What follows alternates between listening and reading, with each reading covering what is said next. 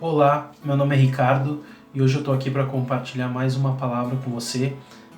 Hoje a palavra é sobre semente, hoje a palavra é sobre terra, hoje a nossa palavra é sobre a parábola do semeador. Então vamos para a palavra.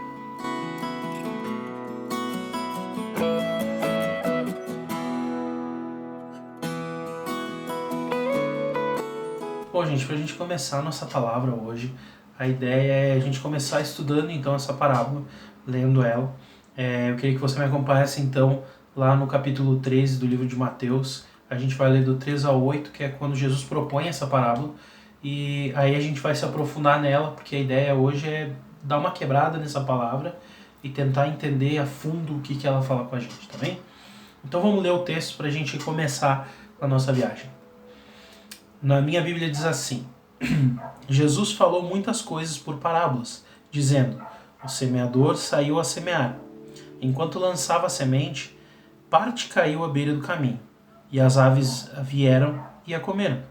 Parte caiu em terreno pedregoso, onde não havia muita terra, e logo brotou, porque a terra não era profunda. Mas quando saiu o sol, as plantas se queimaram e secaram, porque não tinham raiz. Outra parte caiu entre espinhos, que cresceram e sufocaram as plantas. Outra ainda caiu em boa terra, deu boa colheita, a 100, 60 e 30 por um. Essa parábola, então, Jesus propõe ela quando ele está com uma multidão cercando ele. E aí ele propõe essa parábola. Ele diz assim, a gente sabe que ele falava, na verdade, por exemplos do cotidiano das pessoas. Ele explicava as coisas falando de coisas que as pessoas conviviam diariamente. Então ele fazia sempre uma ponte entre o que era o reino de Deus, o que as coisas representavam no reino de Deus, de como o reino de Deus funcionava, com aquilo que fazia parte do dia a dia das pessoas, para que as pessoas entendessem melhor, aquelas que prestassem atenção entendessem melhor, e para que fosse algo que fazia parte da vida das pessoas. Então, de uma certa forma, para falar figuradamente, de outra certa forma, para explicar para as pessoas aquilo falando de um assunto que as pessoas entendiam. Okay? Então, essa parábola ele propõe nesse contexto, e ele diz o quê? Ele diz, então, um homem saiu a semear, um homem foi semear no campo dele, e aí ele jogou as sementes, ele saiu espalhando as sementes aí no campo. Uma parte dessa semente ela caiu na beira do caminho, e aí as aves comeram. Outra parte dessa semente, então, ela caiu num canto do terreno que tinha muita rocha, e ela até nasceu, mas depois, quando veio o sol, a raiz não era muito profunda, o sol queimou ela. Uma outra parte dessa semente que ele jogou caiu, então, num lugar onde tinha muito mato, onde tinha espinhos ali, não estava bem limpo o lugar. E aí, então, a semente também cresceu, mas o resto das plantas que tinham ali, as outras plantas, os espinhos, abafaram ela e ela acabou morrendo. E uma parte, então, dessa semente, ela caiu num lugar que era próprio para ela crescer e se desenvolver, e aí essa semente se desenvolveu a 30, 60, 100 por 1, ou seja, ela deu fruto. Tá? E aí Jesus traz esse ensinamento para nós. Se você continuar lendo, você vai perceber que tem realmente, Jesus mesmo dá explicação depois, conversando com os discípulos, ele traduz essa parábola que ele fez para os discípulos, que também foram buscar mais explicação. Mas para a gente começar a entender, vamos pensar nos elementos dessa parábola para entender o que Jesus ele vem trazer para nós. Para começar, Jesus está falando a respeito de semente, né? Então, o que é essa semente? Tá? No texto aí de Marcos 4,14, vai deixar bem claro para nós que é a mesma passagem, só que em Marcos, e lá fica muito mais claro do que Jesus está falando quando ele fala de semente. Vai dizer exatamente isso. O semeador semeia a palavra, ou seja, a semente é a palavra. A semente que está sendo jogada ali, nesse exemplo que Jesus está falando, é a palavra.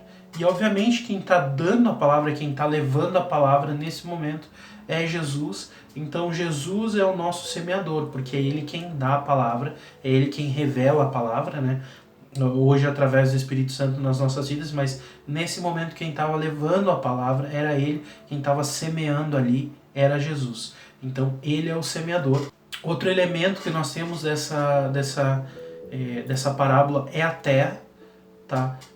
E a terra vai, lá em Lucas 8:12, vai nos dizer, então, vai dizer assim, as que caíram à beira do caminho, as sementes que caíram à beira do caminho, são os que ouvem. E então vem o diabo e tira a palavra do seu coração, para que não creiam e não sejam salvos. O que o texto fala especificamente? E tira a palavra do seu coração. Se a semente é a palavra, então o coração é a terra, porque é onde a semente caiu. E a semente caía na terra. Então, nessa parábola, então, né, nesse caso, o nosso coração, o coração do homem, é a terra. Tá? A terra em que cai essa semente que pode dar o fruto. Né? É o que Jesus está nos trazendo aí. E um quarto elemento, então, são as condições da natureza aí, né? Que são tudo aquilo que desenvolve, que interfere no desenvolvimento dessa semente.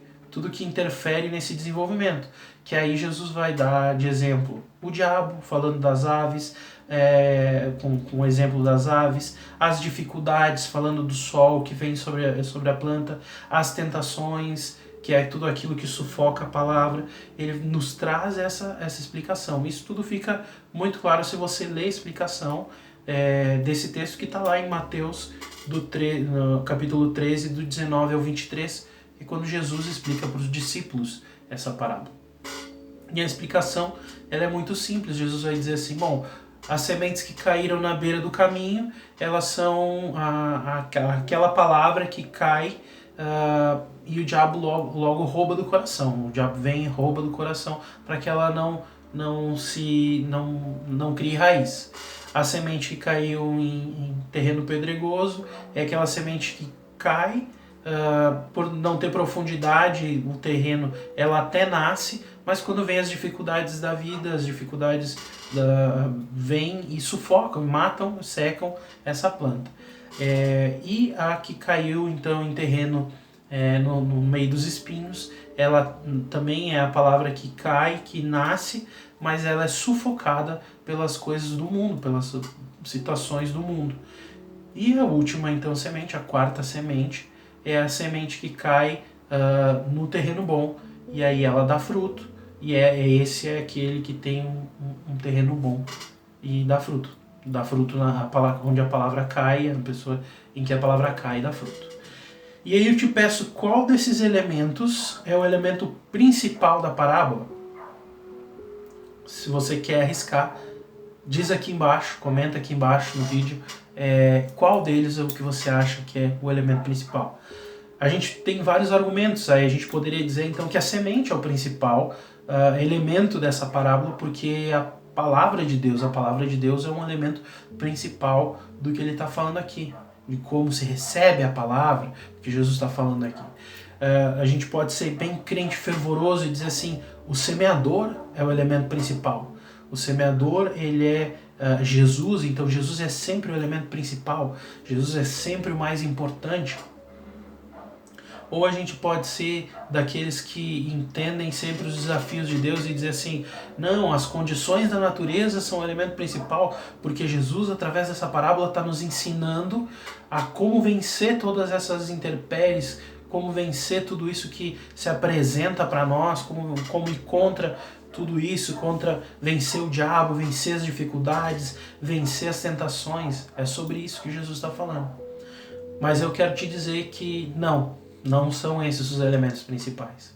O elemento principal nessa parábola é a terra. Por que a terra? Porque a terra é o elemento principal nisso. Vamos contextualizar o que Jesus estava falando para a gente entender o contexto do que estava acontecendo com Jesus aqui, importante para a gente entender sobre o que Jesus estava falando.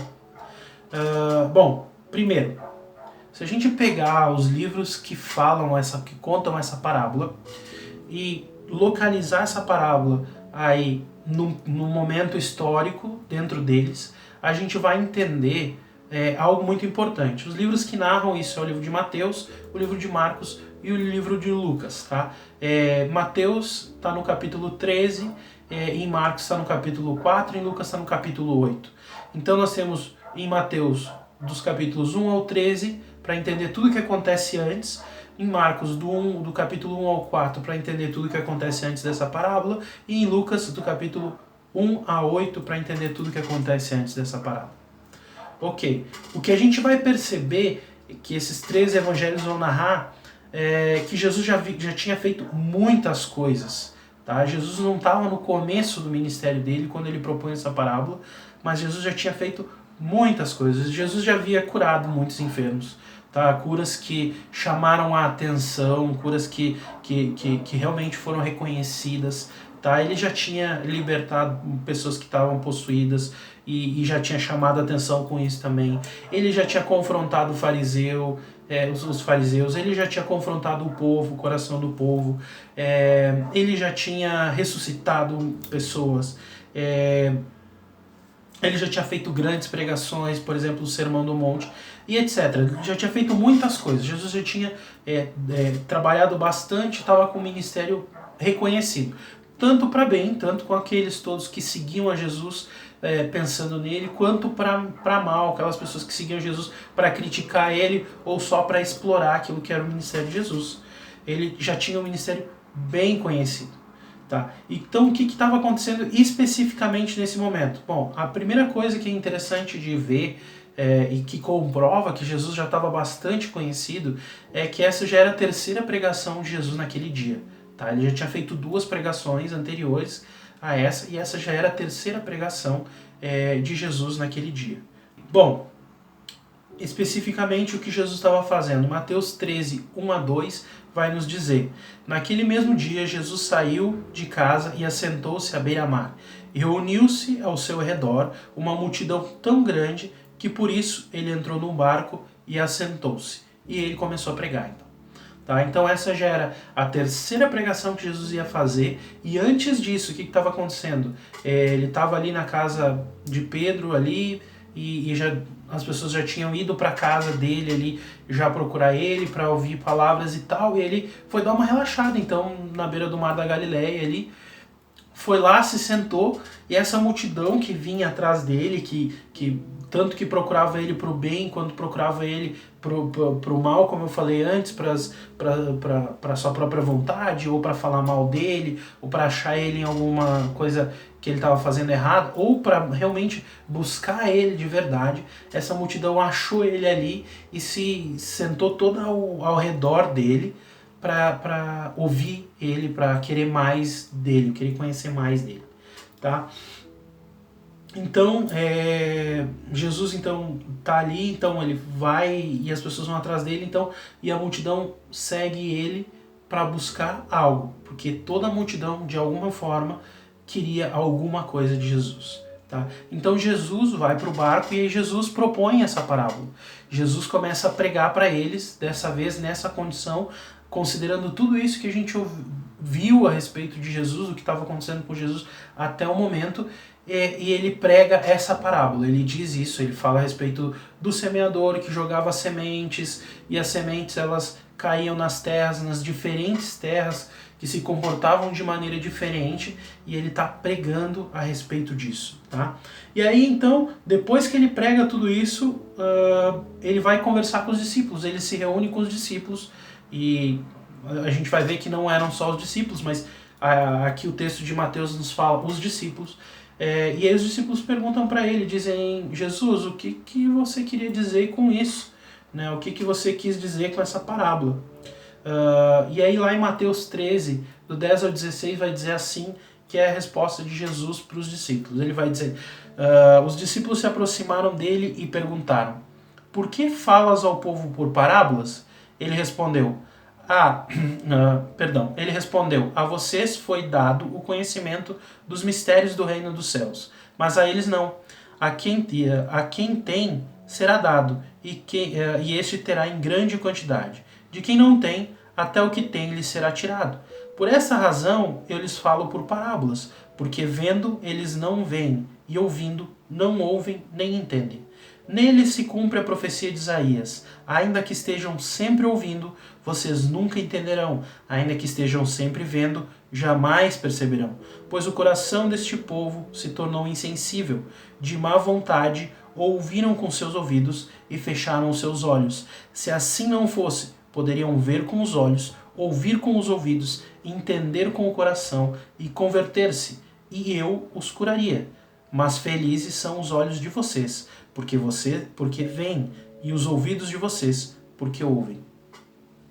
Essa é a resposta de Jesus para os discípulos quando os discípulos perguntam por que você propôs essa parábola, por que você tem falado por parábolas com esse povo.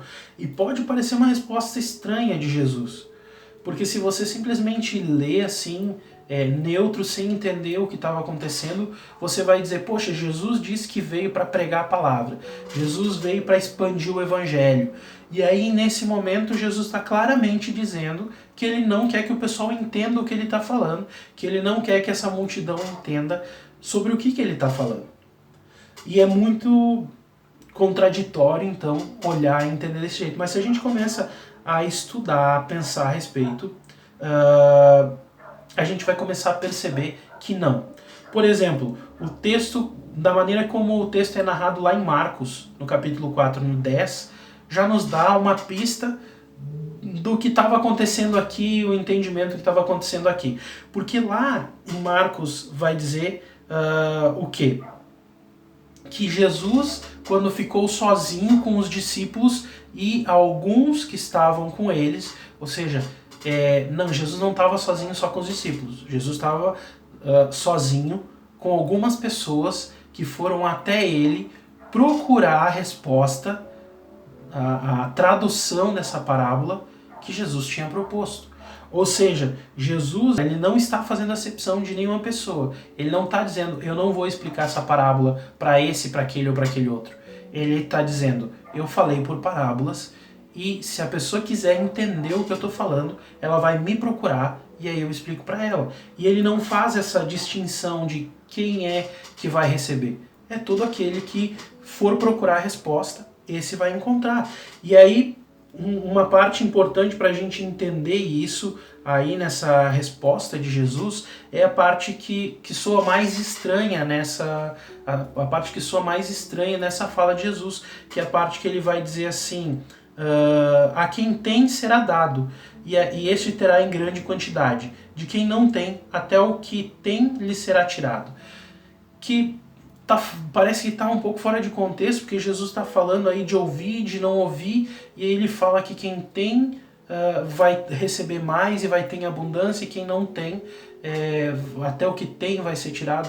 E Jesus está falando não a respeito de bens, não a respeito da vida, mas está falando a respeito de conhecimento, de revelação da palavra.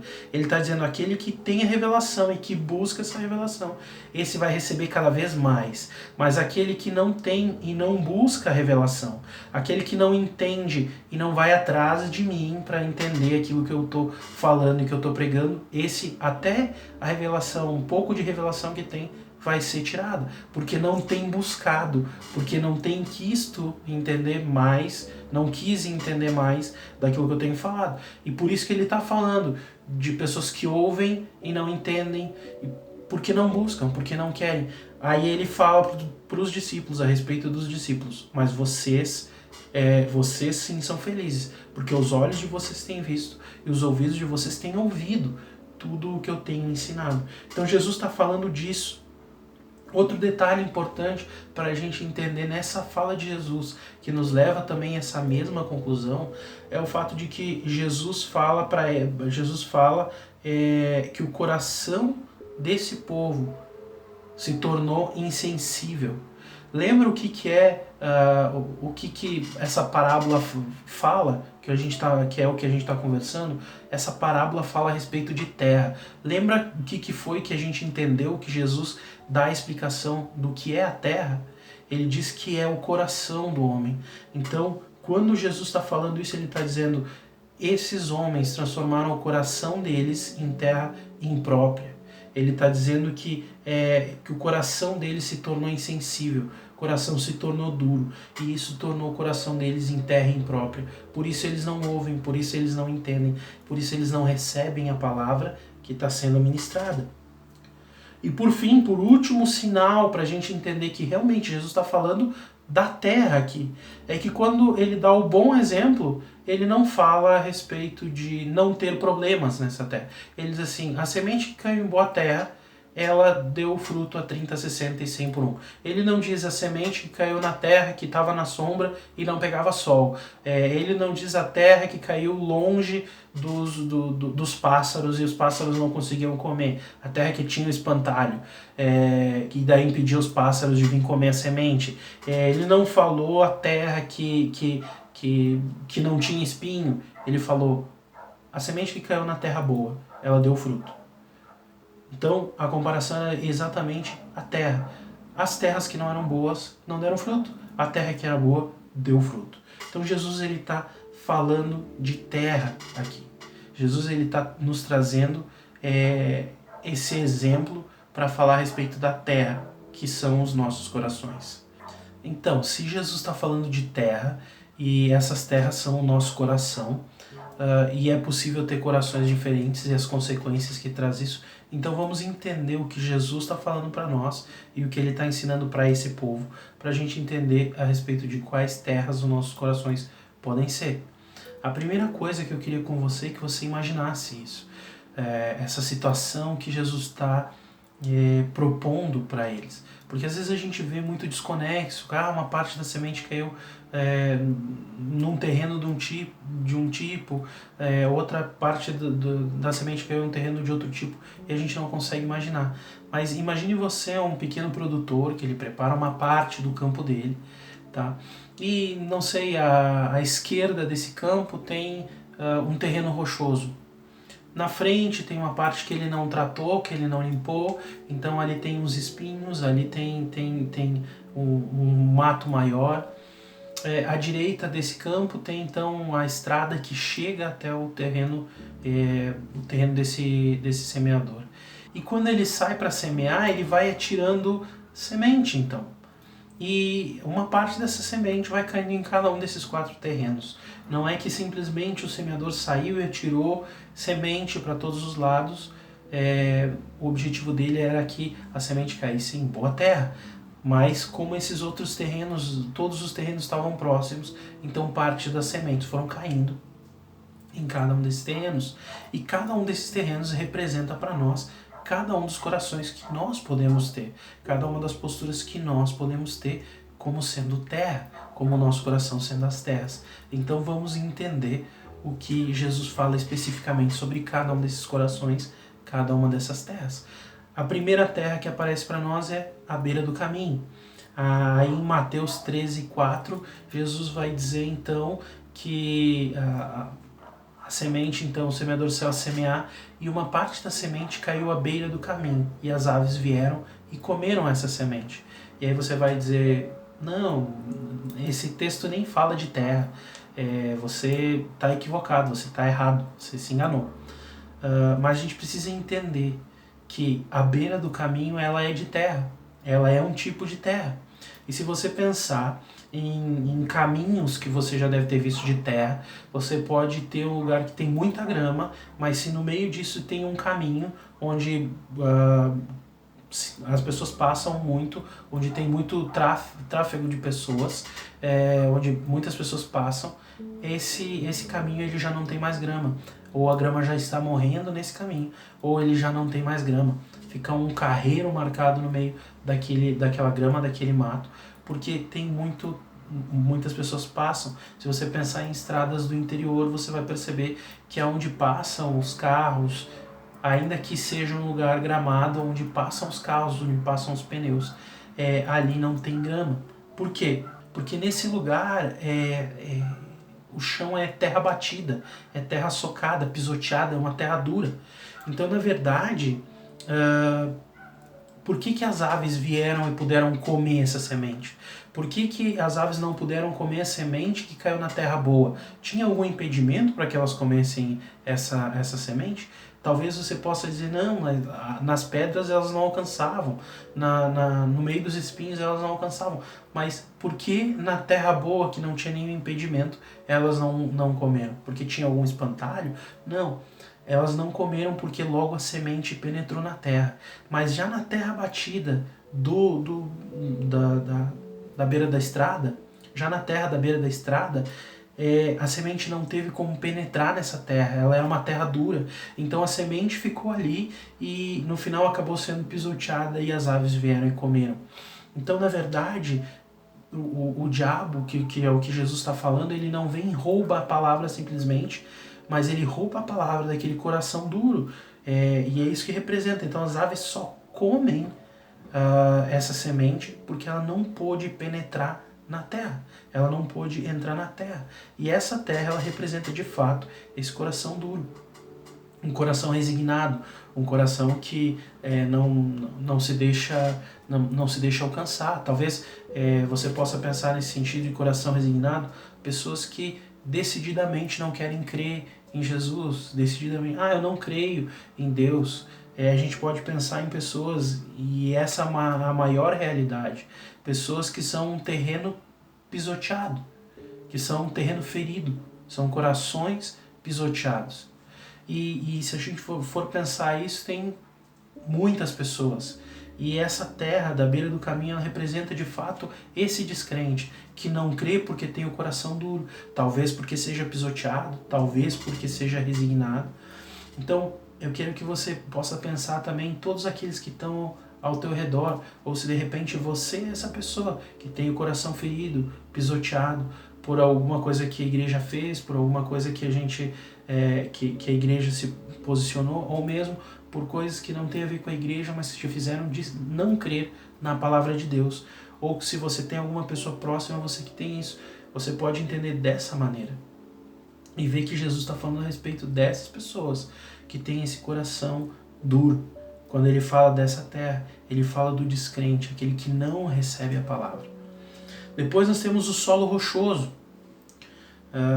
O solo rochoso é contado para nós ali a respeito dele em Mateus 13, do 5 ao 6, e ele diz assim, que a semente, então, a outra parte da semente foi semeada, caiu então num terreno rochoso, no terreno onde tinha muita rocha, e ela até nasceu, mas a raiz não conseguiu se aprofundar na terra porque tinha a rocha, e a rocha impedia que a raiz dessa planta crescesse. Então quando veio o sol queimou essa planta e a planta morreu. Então a terra que tinha, o solo rochoso é aquela terra que tinha impedimentos para o desenvolvimento da raiz da planta. É aquela terra onde a planta não conseguiu aprofundar as raízes para ter alimento, para ter nutrição para isso, para crescer. Então, por não ter uma raiz profunda, a planta acabou ficando fraca. E essa planta, ela é a palavra de Deus. Então, a palavra de Deus acabou ficando fraca.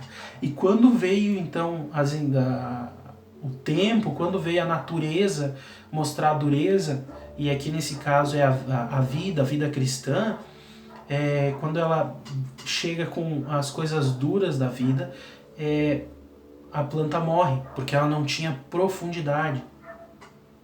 E esse é o coração que não permite que a raiz da palavra, esse terreno representa um coração onde a raiz da palavra ela não alcança todas as áreas do nosso coração.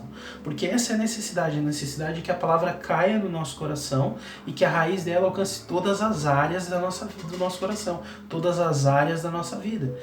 E o terreno rochoso, ele representa aquele crente mimimi, que algumas áreas da nossa vida a gente não quer, a gente não aceita. Então, quando chega a dificuldade da vida cristã, como eu falei antes, a palavra morre. Porque a gente tem aquele evangelho, e nesse caso é isso que Jesus está falando, tem aquele evangelho conveniente. Crer no Jesus da bênção, mas não crer no Jesus que diz, bem-aventurados aqueles que forem humilhados em meu nome. não entende isso, não aceita isso, não aceita que tem que a gente recebe de graça, mas a gente tem uma conduta de vida depois que a gente recebe isso de graça. A gente se comporta de uma maneira porque a gente faz parte de um reino. Então a gente se comporta com a atitude desse reino. E às vezes a gente não aceita isso nas nossas atitudes práticas do dia a dia. Eu não preciso orar tanto assim. Eu não quero, eu não tenho tempo para viver as coisas que Deus me propõe. Então não aceita. Tem áreas que não se deixa tratar também. O meu relacionamento é uma coisa, a igreja é outra. O meu trabalho é uma coisa, a igreja é outra. E aí tem áreas que não, onde a raiz não alcança. E aí essa planta, a palavra, fica débil, fica fraca e não se desenvolve.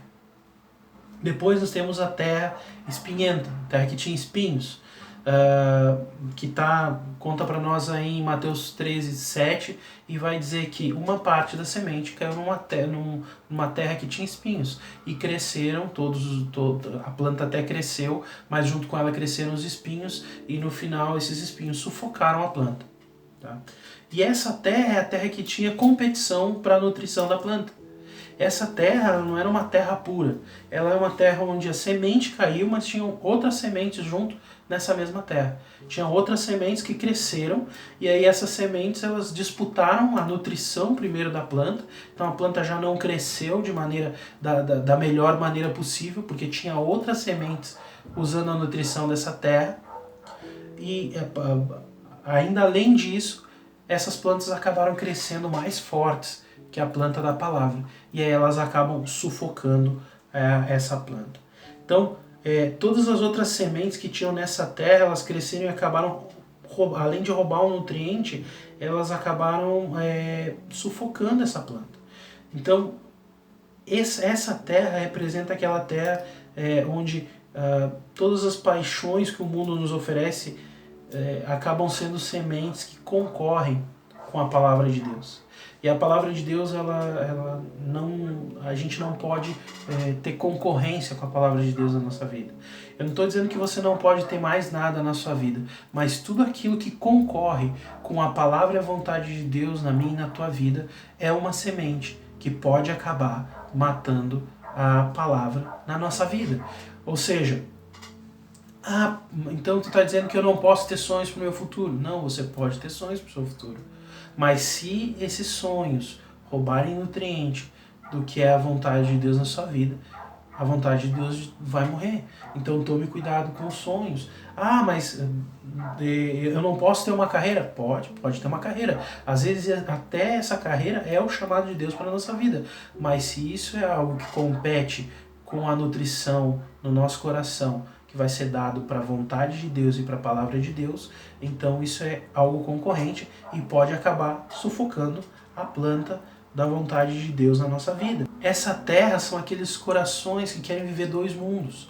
Eu até quero a vontade de Deus, mas primeiro eu quero fazer isso. Eu até quero a vontade de Deus, mas deixa eu casar primeiro. Eu até quero fazer a vontade de Deus, deixa eu construir a minha carreira.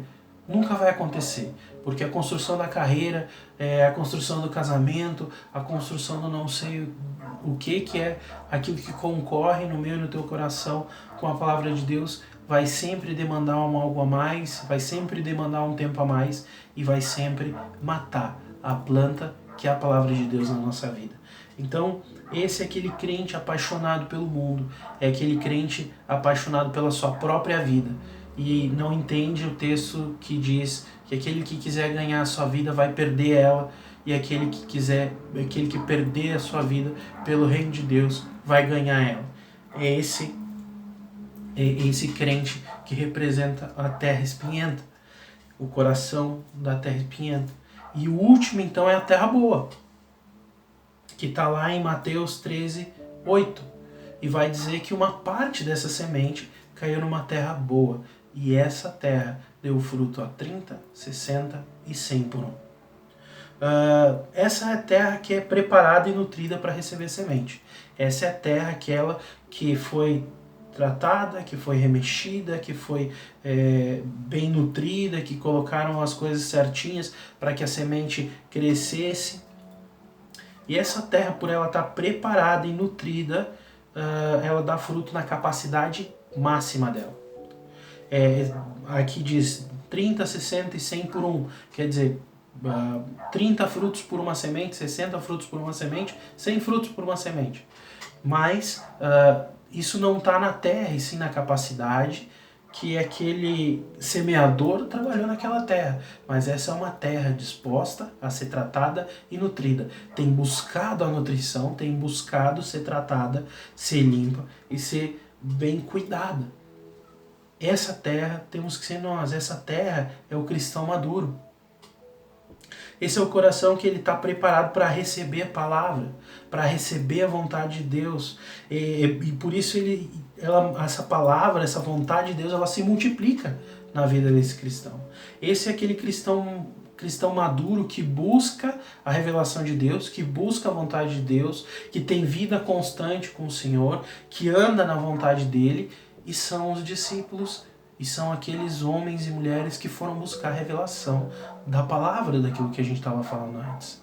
E assim nós temos que ser. Da mesma forma que Jesus, nesse momento, Jesus estava fazendo o que com eles? Quando ele propõe essa parábola com esses ensinamentos. E Jesus estava testando os corações desses homens, testando que terras ele tinha ali e vendo o que era possível de ser feito.